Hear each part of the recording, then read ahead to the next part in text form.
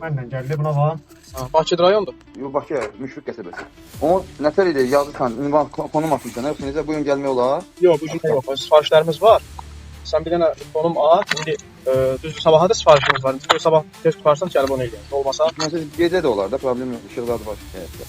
Kolun altıdır da. hə, olmadı. Hündürlüyü nə qədərdir? 5 daş olmalıdır qardaş, 5 değil 6 daş. Sən mənə bir konum at.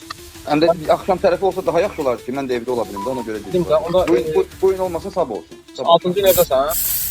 Evdə olmuram ev qardaşım, mən evdə işdə oluram. Bir konum at. Yaz Müşfiq köpü kolun dükkana gedirəm. Cədvələ baxıram, görüm vəziyyət nə yerdədir. Doğrusu həftənin təzə həftənin ortasına qədər doğrusu bilirəm.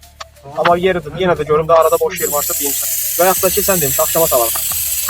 İndi ola bilər biraz artıq gətirərsən qardaş, imkana baxacaq da, bəlkə biz bir otaq rapordaq, indi baxarıq da zəhmət. Olar da, indi iç qara sonsuz da mən həmişə artıq götürürəm, çünki təzədən sənə qayıtmaq olur. Yox ki qardaş, yazıram səni də Yaz baxacaq. WhatsApp-dan, indi sənə daxil olun. Oldu. Hop, sağ ol.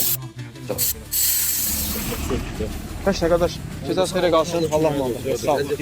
Sağ ol.